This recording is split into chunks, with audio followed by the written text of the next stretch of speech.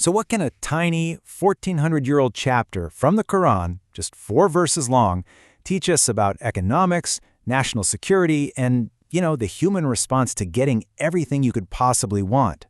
Well, in this explainer, we're going to unpack the powerful lessons of Surah Quraysh. So here's our game plan. First, we're going to see why this chapter is actually a sequel to another massive event. Then, we'll dive into the brilliant economic strategy that basically powered ancient Mecca. We'll get to the heart of it all, the call to gratitude, and see how 2 of the most basic human needs were met. And finally, we'll bring it all into the present and ask, what does this ancient message really mean for us today? All right, so to really get this chapter, you have to know that it doesn't just start on page 1. It's actually part 2 of a much bigger story. It's like a divine sequel that picks up right after a truly dramatic, world-changing event. And here's the connection in a nutshell.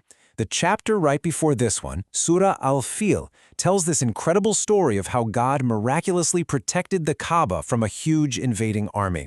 That's part 1, protection. Our chapter, Surah Quraysh, is part 2, provision. It's all about the unbelievable prosperity that came directly from that divine security. You see, that miracle wasn't just some random one-off event. It was basically an investment in Mecca's future. It cemented the city's reputation as this divinely protected sanctuary. And that respect, that awe, became the very foundation for the economic boom we're about to talk about. One blessing literally paved the way for the next one. So let's move on to that first huge blessing mentioned in the chapter. This totally unique and incredibly successful system of trade that became the economic engine for the entire region. The chapter opens with this really important Arabic word, ilaf. And it's more than just a word, it's a whole concept. Think of it like a diplomatic passport for business. Because everyone saw Mecca as this divinely protected city, its traders, the Quraysh, were given safe passage through all these dangerous territories. I mean, this was a privilege that was basically unheard of at the time, and it gave them a massive economic edge.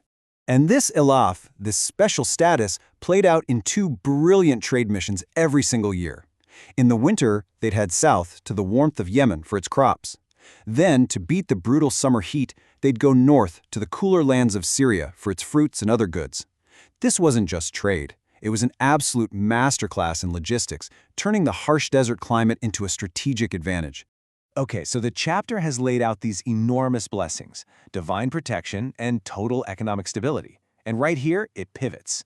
It shifts from talking about the gifts to explaining the real purpose behind them. And this is where the text makes a really powerful turn. It's not a suggestion, it's presented as a direct conclusion. So, let them worship the Lord of this house. It's not some separate, random command, it's the direct, logical result of receiving all these incredible material blessings. You know that very first word, so, is doing a lot of heavy lifting here. In the original Arabic, it signals a clear cause and effect. The message is basically this. Because God gave you this one-of-a-kind security and this amazing prosperity, the only logical, the only necessary response is to worship Him, the Lord of the very house He protected for you. And when the chapter talks about worship, or ibadah, it doesn't just mean a single ritual you do. No, it's talking about a complete state of being. It's about living a life of grateful obedience, a life that's driven by both love for the one who gave you everything and, a deep sense of awe for His power. And then, to wrap it all up, the chapter gets incredibly specific. It names the 2 universal human needs that were perfectly taken care of for the people of Mecca. And this is what makes these blessings so profoundly relatable to every single one of us. This is where it all boils down to 2 of the most fundamental anxieties we have as humans. First, the internal need, hunger. Through those amazing trade caravans, God fed them. Second, the external need, fear. Through the divine protection of Mecca, He made them safe, sustenance and security. It's the complete package of divine care. And look, we really can't overstate just how unique this security was. While tribes all around them were being raided and attacked constantly, Mecca was this little island of absolute peace. This sacredness was so complete that it was forbidden to even cut down its trees or hunt the animals there. It was a total sanctuary, a level of peace that just did not exist anywhere else on Earth. So what on earth does an ancient story about trade routes have to do with us? Well, this is where the message becomes absolutely timeless. Let's dig into the modern lesson here.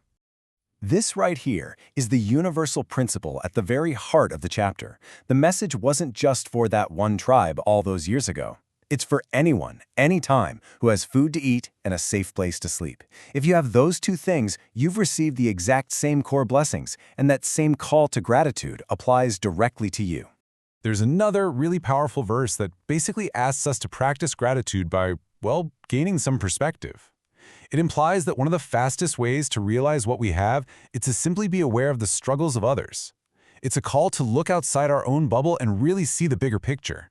And so the chapter leaves us with this huge personal question. For those of us living in a world of relative plenty and security, how are we answering that ancient call? What does our gratitude actually look like in practice? Answering that question for ourselves, well, that's the entire point of this timeless story.